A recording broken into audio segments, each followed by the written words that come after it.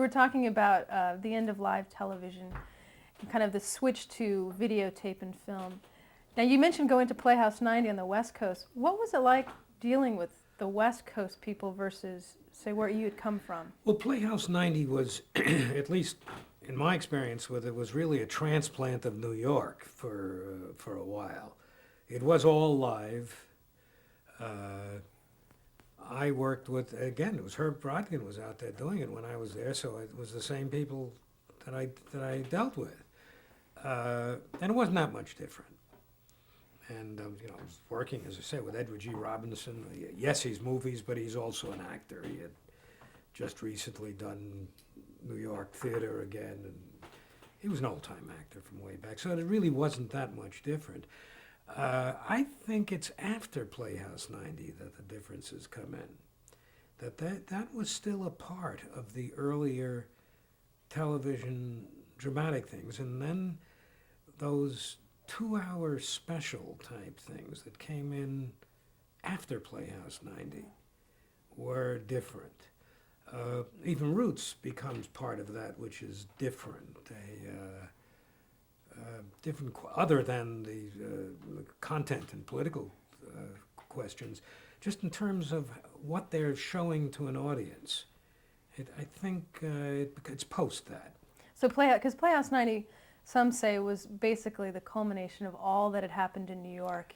Kind of like the cherry on top, this is what it represents. Oh, I think so. I think that's safe to say. It hung in there. In many cases, it was many of the same people. I think writers were, it was all of our colleagues who had been doing Philco and Studio One and everything else, then did Playhouse 90. So like a Rod So Serling, you get Rod or Serling, Tad right? Moselle, people like that. Yeah. But this time you had stars as well, and I think, were stars more willing to go on television and be in a live production at that point? Because even in the logo you have the star. It's Playhouse 90, and you have this. Probably. I can't say exactly, because there was always a strange thing where some stars would do it and some didn't want to, and I think some shrewdly said, I don't want to get into something that I don't know how to do. Others who had come from the theater in the first place would do it. So that it's hard to say. Well, describe the facility, because that was shot at Television. Yeah, well, it's an Television enormous City television city, which was, I think, 4 enormous studios, sound stages there, plus rehearsal halls all over the place, so that you weren't going downtown to the Lower East Side to an old ballroom to do your rehearsals, or eating at the bagelry down there. It was all, if you had lunch, you had to go across to the farmer's market, which was a whole different thing. It made a difference. And technically, their studios had much more equipment and were in they were new. They were the edge of it. So they were very good indeed. They were made for television, essentially. Made for television, yeah. Exactly. And I think that helped technically to do whatever you wanted to do. Now, I know this Playhouse 90 was a 90-minute script. What does that do for the workload for you, to different half hour versus an hour versus 2 hours? Between an hour and a half is not that different. Usually when you have to do the hour, you end up doing an hour and a half and you have to cut it. So that basically it's not really, it's easier in a way, because you don't have to worry about how the hell am I going to fit it all in. Because remember, an hour show is 51 minutes or something. Just as the current 2 hours is not quite, it's an hour and 40 minutes or something like that. But as I said earlier, I think the hour show was more like a short story historically. The hour and a half was more like a short play, and the 2 hours now are more like the motion pictures in terms of the quality of what time. So in the 1960s, we talk about you doing The Defenders and doing a lot of freelancing. You also did several different other shows. Naked City, I know, was one of the Naked shows. City was freelance as well. That was done. What was the show? Naked City, did you know it? Naked City was basically on the theory that all events in New York City are handled by only three policemen. And that's the three policemen who are the central characters of Naked City. They, everything, it didn't matter what the hell it was, they were the three policemen. So you just ignored that one. And one of them, let's see, there was an affable young fellow. There was the older guy who could barely, what you learned is only write things with 5 words in the sentence.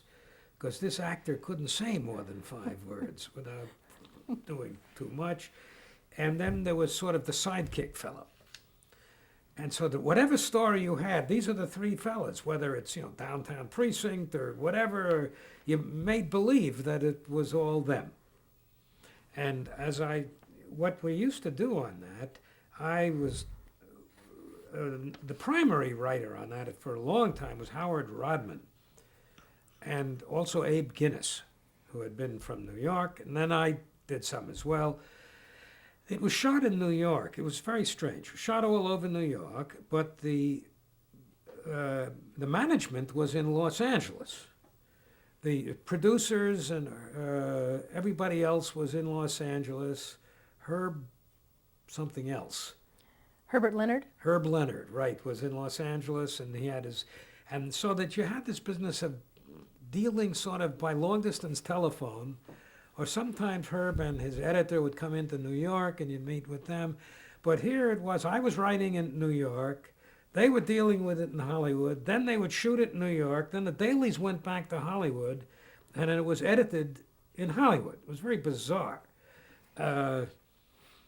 But it was kind of fun because once again, nobody cared really, I think. There was no pressure, I don't believe, put on them by anybody. It was a popular show, so they did well. I can remember we would sit around and think up an idea, and I'd, came up and say, how about something like, tell them a whole story, and they would say, that's great, now how the hell are we going to bring the police in? Because it'd be some story that didn't have police in it at all. Then we'd figure out how to get a police into it. But most of them were not. Most of them were straight police. And you'd end up with a shootout or something like that. Now, one you did was the Hot Minerva? Is that one? Oh, yeah, well, that's an example of that. Earlier on with NBC, I had been assigned to do a program from the basement of the Metropolitan Museum of Art, based on their ancient sculptures and everything else. So I learned all about them and the stories and that. So I invented a story which involved 2 recent graduates from university, sort of like Leopold and Loeb, but with different problems, who decide that they're going to make a fortune by stealing an ancient statue of the Minerva. And the reason they know they can do it is that they can sell it to Aristotle Onassis, a character like that. He will buy it because he will keep it in his place in Crete and nobody knows, and that'll be happy. So they have to so they go out on the streets and find some hoods to work for them on this gang, and they go steal the Minerva. And as they got it in the truck, they're going to take it down to 72nd Street to the yacht basin to deliver it. They find the place is swarming with police cars because Aristotle Onassis has just dropped dead. So there is no market, no buyer for this hot Minerva that they have. And the police have been called in on it. And the only other thing I remember about it, I don't know how I got him out of it, but the thing I remember is that they find the place to keep the statue in that enormous cemetery out in Long Island City with all the things, and they just kind of put the Minerva statue in the middle of all of these things, and that's where it's at. And I think somehow, and the hoods are pressing them for their money.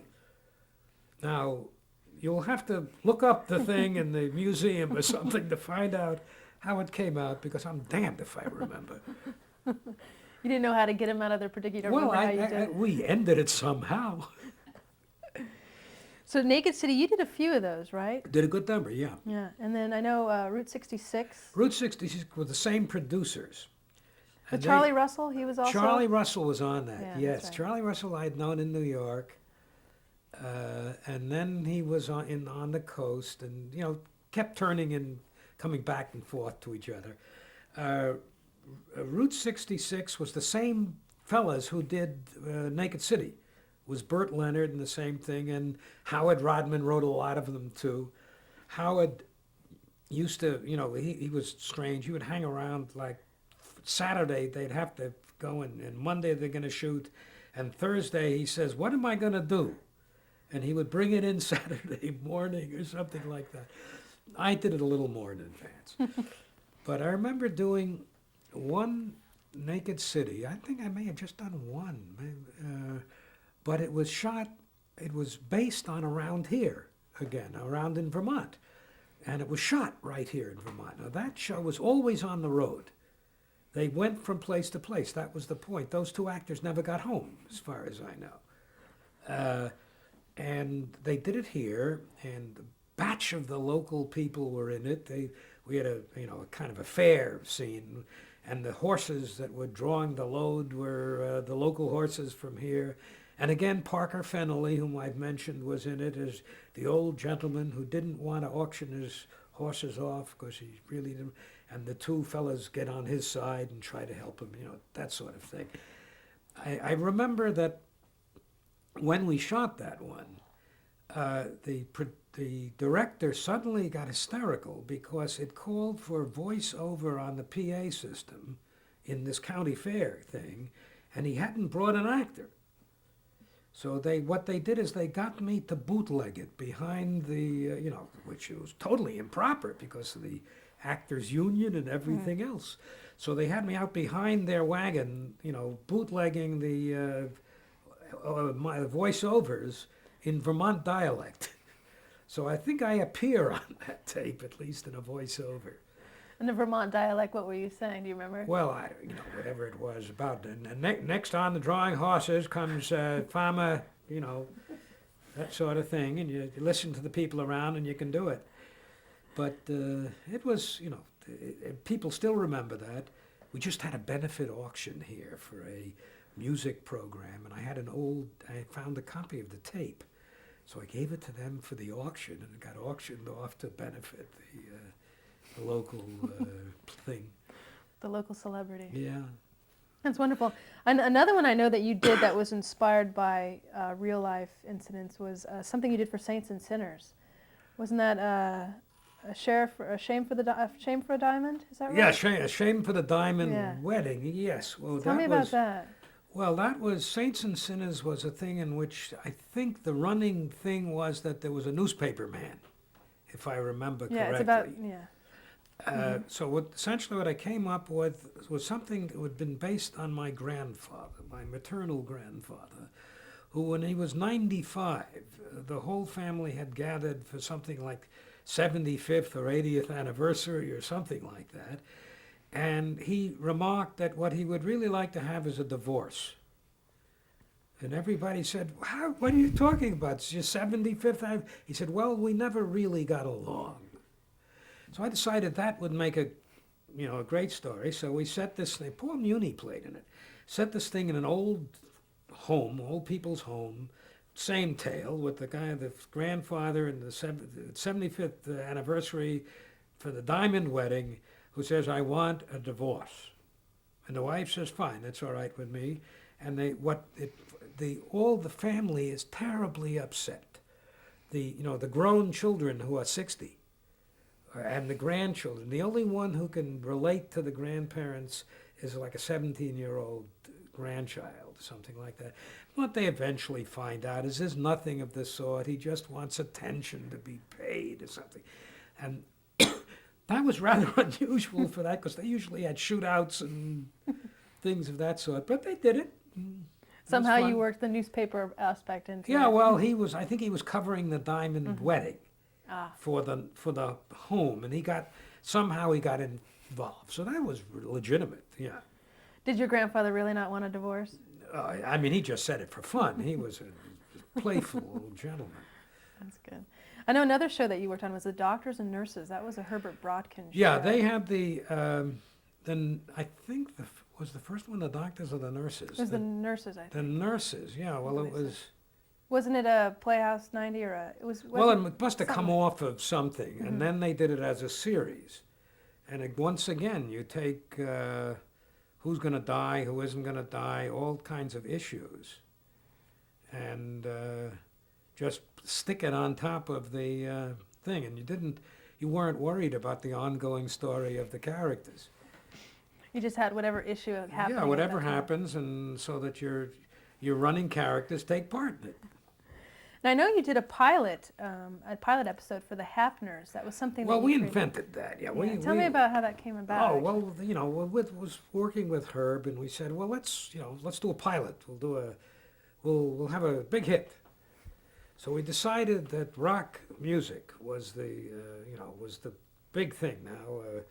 Was not quite rock yet, as a matter of fact. And so we decided we would do a show about a group. And the group was called The Happeners. That was the name of the musical group. And it was three. Three. And the idea was it was going to be backstory about this various group and their show business problems and the one thing or another. And so they got the singers and they put them together and we made this thing, and it wasn't a bad show. It had funny things about they go in to make a recording and they can't do what the fellow wants because they want to do their own kind of music, and it was ahead of its time or something like that. We made it. I remember one writer's story connected with it, which has to do with the director Herbert Green, I think. Yeah, and Herb Green was a very colorful man. He's English, and he's very English. And I remember saying to him, I said, Herb, did I hear that you were born within the sound of Bow Bells? He said, but you became an actor? He said, well, yes. He says, if I hadn't become an actor, I'd have sounded like this. That was what he grew up with. But Herb was the director. That story is relevant to nothing. Herb directed this thing. And I remember they were, the gang, the musical thing, were camping out in an empty apartment in a new apartment house that hadn't been, it was built, but it hadn't been rented yet. And they were living in one of these gorgeous apartments way up there, is the idea. And at one point, the landlord or somebody's coming, chasing them out. So they're being chased, and there was a balcony all around the thing. And Herb had his camera up on top, and he was taking them from the top as they ran around. And the one guy had his bass fiddle up over his head. So from the top, all you saw was feet going like that under the bass fiddle. And as he finished that shot, then Herb Green was saying to me, he said, that shows what you can learn. He says, if I had not taken LSD at one time and had, explored all of these things, I never would have thought of that shot. And I said to him, Herb, look on page 27.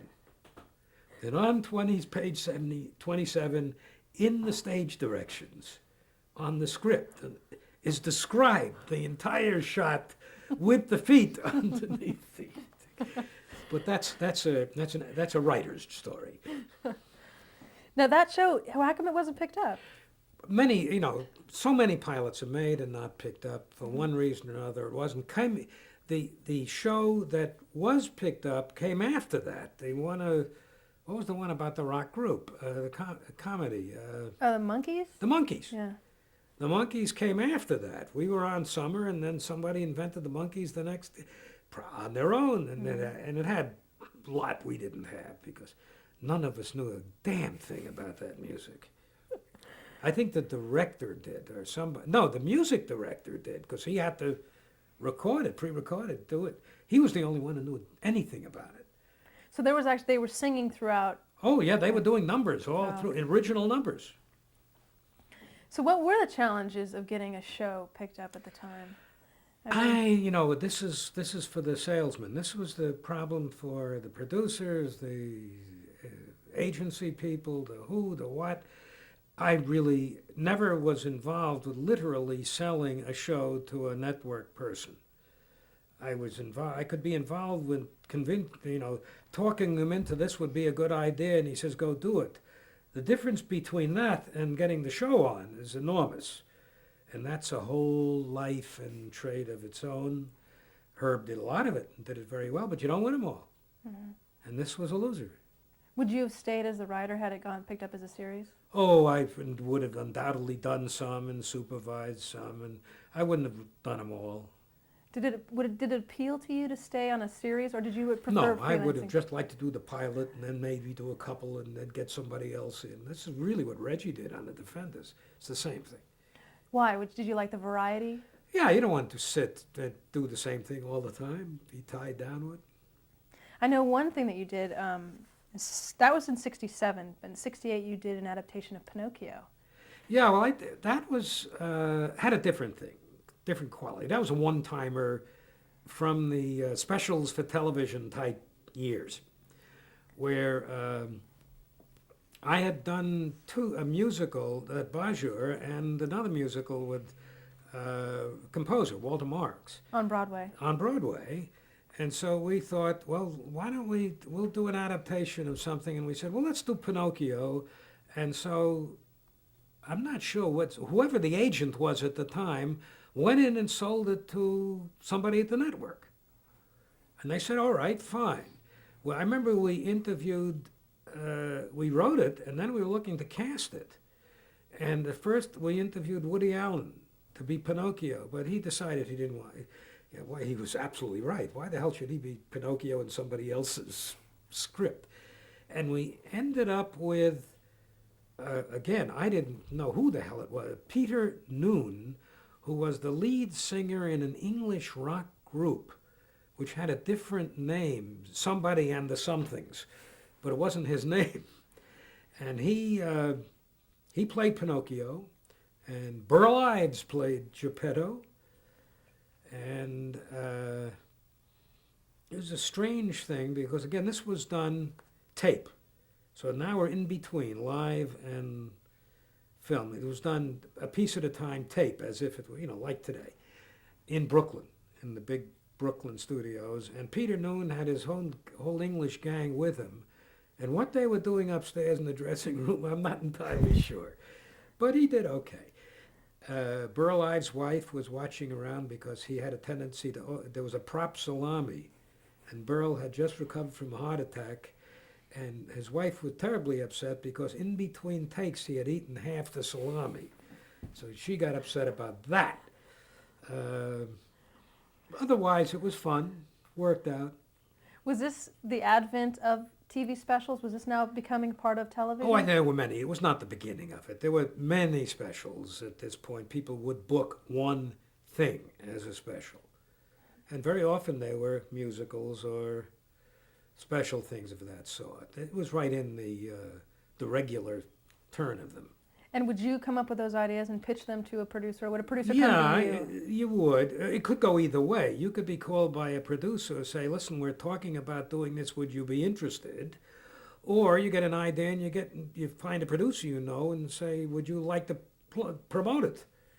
Either way. I think the Pinocchio somebody came to us and say, have you got any idea for a musical? Because we had been working in musicals.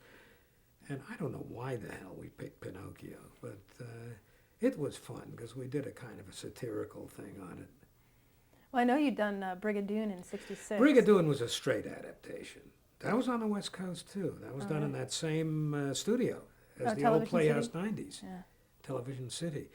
That was interesting. Peter Gennaro did the choreography on it. And I'd had Peter Gennaro on my musical. And there's a small problem with Peter Gennaro, which is he is very hard of hearing. So he does not hear the music. So you got to have a lot of percussion. And in Brigadoon, he was doing things, and I think at that point I spoke to the director and said, I'm a little worried about the dance that Peter has done. He said, don't worry, I have the cameras. So he pushed the cameras around and essentially made the dance with the cameras. And it was Robert Goulet. Now, you did mention your two Broadway musicals. What inspired you to write a musical for theater? Just for the fun of it. I forget how we met. I met Walter somewhere, and we got the idea of doing a musical based on the old New Yorker articles on the Gypsies. Remember, there was a series of old articles by Joseph, whatever. The kind of classic New Yorker pieces on gypsies. So we took that and invented a story out of it. And we had a good time. It ran a year. Wasn't a big hit, but it was a sufficient hit. And who starred in that? Herschel Bernardi, Chita Rivera, Nancy Dussault. So it was great fun. Did you do another one right after that? We did one. I did one shortly after. Well, not shortly. A little while after that. I think Pinocchio may have been in between. I'm not sure. Where Steve Lawrence and Edie Gourmet wanted to do a musical based on the old play, and they had done it, and Walter had done the music, and they had terrible trouble. They were supposed to go into rehearsal, and 2 weeks before they were going to rehearsal, they decided they had to throw the book out. So about 2 weeks before they did the rehearsal, they threw out the book and they asked me to come in and rewrite the book. So we rewrote it. It was called Golden Rainbow, but it was based on the old play of Frank Sinatra was in the film, of the fellow who has the boy, his son, and he's down in, where was he, in Florida in the film. And he has a place, and he takes care of his son, and his aunt and uncle come down and make trouble in one thing or another. So we shifted it around to have Steve Lawrence has the child of a divorce, and the son, let's see, instead of an uncle and aunt comes, it's another woman. Edie comes out to take charge of him, and of course they fall in love and one thing or another, and it was a routine musical. Ran a year because it was Edie, it never made a dime, but it ran for the year. And it had in it one song. And I can remember after the show closed, riding up the ski tow up here in Vermont, and they're playing this song over I Gotta Be Me, which came to be a big pop. And but that was after the show closed. Oh, really? Wow. I'm going to stop there.